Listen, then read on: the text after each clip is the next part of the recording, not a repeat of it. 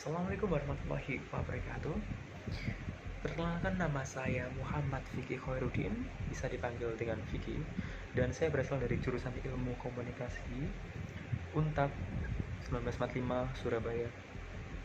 Di sini saya akan berpidato dengan tema Attitude and Leadership. Oke. Attitude adalah sikap. Apa yang kita pikirkan, apa yang kita lakukan, dan apa yang kita rasakan. Attitude adalah segalanya dalam kehidupan seseorang. Coba tebak mengapa? Ada yang tahu? Ketika kita jatuh, ketika kita berada di atas, ketika kita berada stabil, yang menentukan setiap respon kita adalah attitude atau sikap kita. Bagaimana merespon ketika kita jatuh, bagaimana kita merespon ketika kita balance, bagaimana kita merespon ketika kita di atas. Tidak peduli ketika kita bangkit atau jatuh, semuanya berdasarkan pada attitude.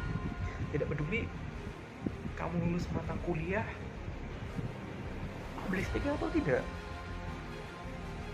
yang penting semangat untuk terus menjalaninya. Karena seperti pada titik, kesuksesan seseorang itu seperti pada titik. Ada yang bisa langsung 2 titik, tek. Ada yang bisa dengan banyak titik, 1, 2, 3, 4, tek, tek, tek, tek, langsung terus.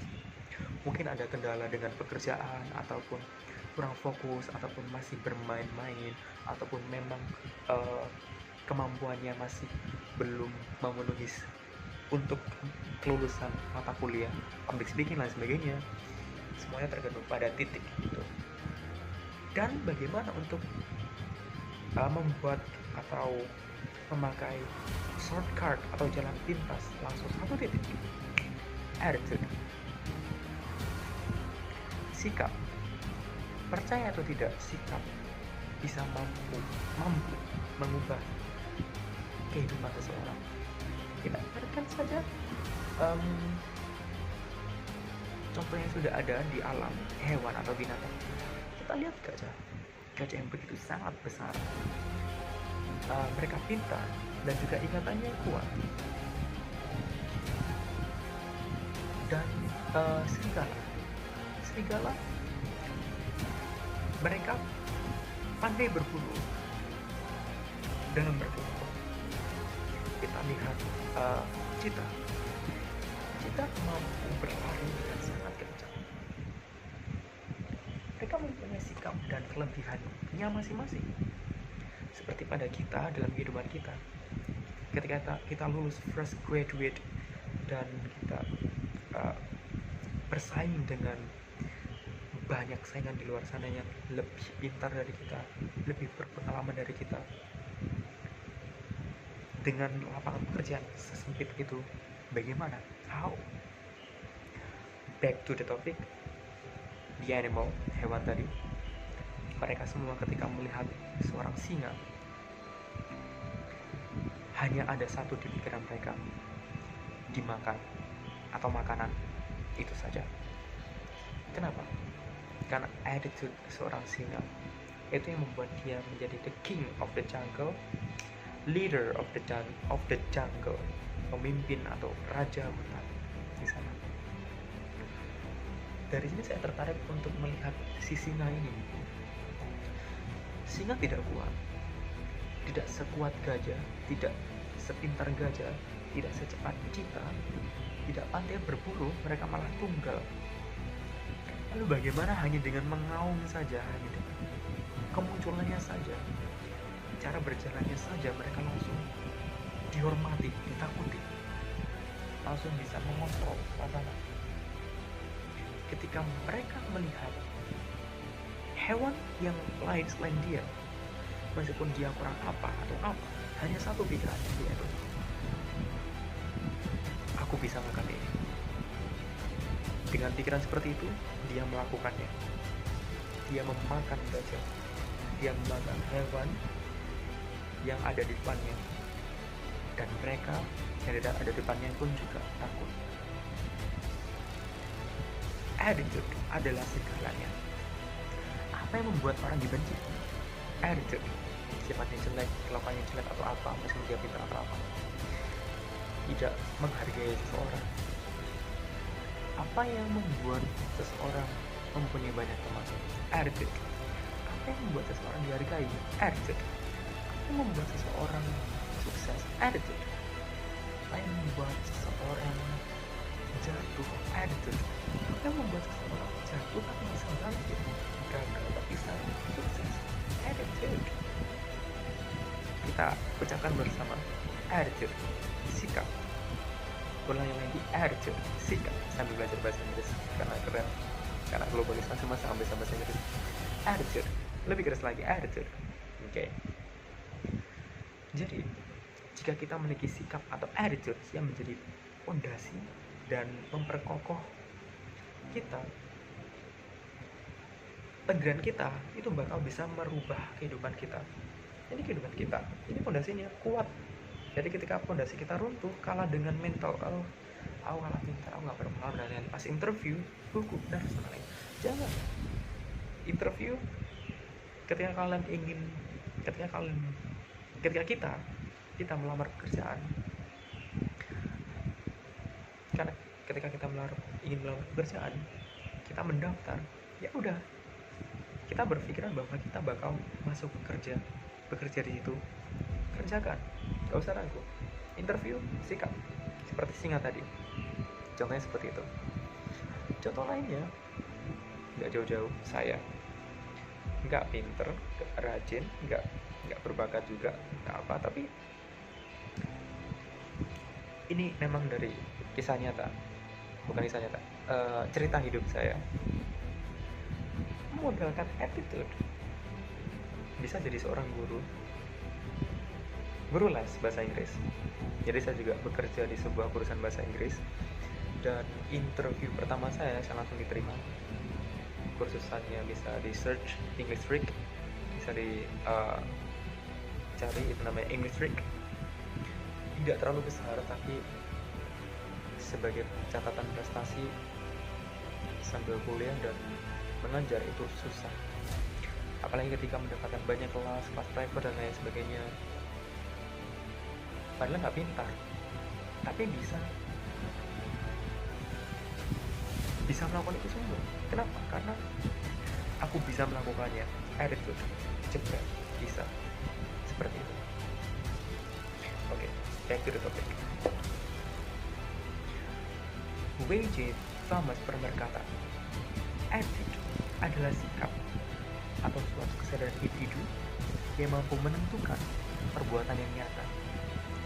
Kesadaran tadi, meskipun secara tidak sadar atau sadar, dapat menentukan perbuatan kita secara nyata. Seperti lion tadi, seperti saya tadi, seperti itu. Dan Thomas W.J. pernah berkata, level pertama jika kita ingin menjadi pemimpin atau sikap kepemimpinan adalah attitude. Attitude yang pertama, sikap kita yang pertama adalah menghargai. Ketika kita ingin dihargai, kita harus menghargai. Ketika kita ingin diperlakukan yang baik, kita harus memperlakukan yang baik. Ketika kita ingin dicintai, maka kita harus mencintai. Ketika kita ingin dicintai dengan setulus-tulusnya, maka kita harus mencintai setulus-tulusnya. Seperti itu. Jadi menerima keberadaan seseorang ini adalah hal yang sangat basic dan level pertama di attitude ini. Contohkan saja di sebuah perusahaan. Ada perusahaan A dan perusahaan B. Oke. Di perusahaan A ini konsepnya adalah tugas mereka kerjakan, dan sudah ditetapkan pekerjaannya ini selesai. Ketika ada kendala, bilang, dan bakal dipecahkan oleh sang atasan. Harusnya gini, malah marah gini. Dan perusahaan B, yang mana perusahaan ini bisa menampung pendapat dari bawahan mereka. Ketika disuruh kerjakan, mereka mengerjakan, dan ada kendala, mereka yang menjalaninya, strukturnya gimana, sang pemimpin ini mengetahui, mereka tahu seluk-beluknya gimana. Ketika mereka mendapat kendala dan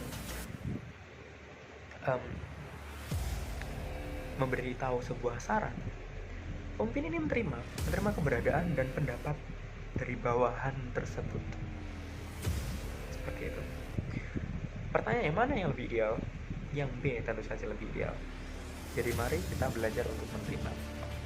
Dan yang level 2 sekarang. Level 2 adalah merespon, memberikan jawaban. Ketika kita berdiskusi atau ketika rapat di suatu organisasi atau pekerjaan, pasti seorang pemimpin atau the owner yang baik itu akan menanyakan dulu pendapat anggotanya, lalu baru menyimpulkan dan memberikan pendapat, ya kan? Dan itu termasuk level 2 dari sebuah attitude atau sikap ini untuk menjadi seorang pemimpin atau sikap kepemimpinan. Jadi masalahnya ini bagaimana kalau kalian sebenarnya sudah punya gambaran solusi gimana, tapi dengan melihat responnya satu persatu sambil dia menampung pendapatnya satu persatu dan merubah secara fleksibel saran dan gambaran tadi sesuai dengan kesepakatan bersama, dan akhir kata pemimpin ini dapat menyimpulkan dengan tegas, semuanya menyetujui dan selesai. Itu adalah pemimpin yang sangat baik, daripada hanya jika bagaimana menurut kalian seperti ini, atau tidak perlu menanyakan, langsung kedelai seperti ini ya, lalu bagaimana ke depannya seperti ini, saya nggak mau tahu ya, harus bisa gini. Itu malah seorang pemimpin yang sok menjadi pemimpin menurut saya. Seorang pemimpin adalah contoh bagi yang lain. Menurut saya, dari kecil kita sudah belajar 3M.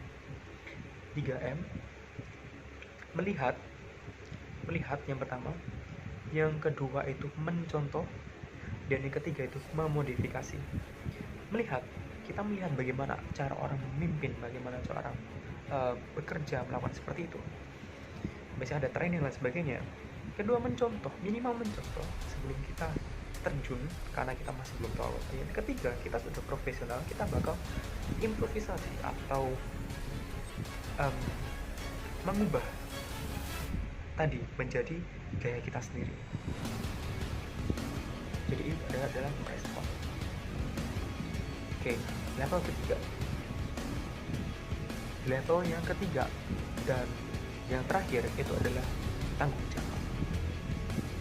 Ini adalah level terakhir yang sangat susah, tanggung jawab pada diri kita sendiri dulu. Apakah tiap hari kita sudah melakukan hal yang benar? Kadang susah untuk melakukannya daripada membicarakannya. Jadi biarkan saya menanam satu mindset kepada kalian, kepada kita semua. Tidak ada hari esok untuk melakukan sesuatu. Jadi ketika kita mendapatkan sesuatu, pekerjaan atau apa, lakukan sekarang, karena besok itu tidak ada. Besok ada pekerjaan lain, ada suatu tugas atau hal yang lainnya harus dikerjakan. Jika hari tidak bisa, besok dapat kerjaan lain akan menumpuk 2 kali, dan ketika menumpuk 2 kali kita bakal kewalahan dan kita tidak akan profesional seperti itu. Karena saya juga mengalaminya selama ini, telah mengumpulkan tugas dan sebagainya. Saya juga, jadi bukan berarti saya berpidato seperti ini, tahu saya hanya sharing dan masih melakukannya juga.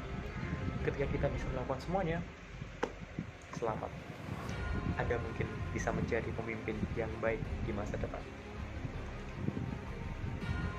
Lalu, seorang pria minimal bisa memimpin sebuah keluarga kecilnya. Jadi memang mau tidak mau, kita itu harus menjadi seorang pemimpin. bagi seorang pria. Bagaimana kita memimpin keluarga? Padahal pertama kita nggak bisa. Apakah kita belajar dan sebagainya? Bukan hanya belajar kalau tidak dilakukan, tidak menggunakan attitude, sikap, belajar, melakukan, itu nggak bakal melakukan. Hanya belajar doang, mengingatnya saja, tapi susah untuk melakukan. Jadi, leadership, sifat kepemimpinan, anggap bukan suatu pelajaran, tapi sebagai lifestyle. Ya, sebagai lifestyle. Punya adik, punya saudara yang kecil, yang masih harus dirawat, masih harus dikasih saran dan sebagainya. Anggap itu adalah anggota kita yang mana harus kita pimpin. Gimana caranya? Membiasakan. Jadi dari terbiasa itu bakal ada sifat pemimpin secara natural seperti singa tadi. Born to lead. Okay.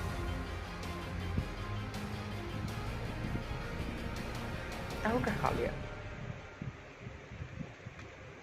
Thomas Alva Edison sukses menciptakan bohlam lampu yang ke berapa? Faktanya, Thomas Alva Edison ini gagal 1000 kali. Tetapi pada saat 1001 kali dia berhasil menciptakan lampu bohlam itu. Sukses adalah nama lain dari kegagalan. Tidak ada sukses jika tidak ada kegagalan. Terakhir yang saya ucapkan,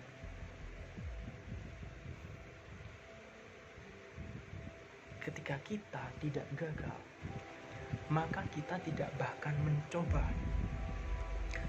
Saya ulangi lagi, ketika kita tidak gagal dalam melakukan sesuatu, kita bahkan tidak mencobanya. Ketika kita ingin mempunyai sesuatu yang tidak pernah kita punya, kita harus melakukan sesuatu yang tidak pernah kita lakukan dan harus berhasil. Nama lain dari kegagalan seperti yang tadi. Okay. Dreams, mimpi, without goals, tanpa goal, tujuan atau target. Mimpi tanpa target hanyalah mimpi. Dreams without goals are just dreams. Terakhir yang saya ucapkan, Assalamualaikum warahmatullahi wabarakatuh. Terima kasih banyak atas waktunya yang sudah mendengarkan atau melihat video saya. Terima kasih. Bye. Semoga sehat selalu dan sampai ketemu jika ada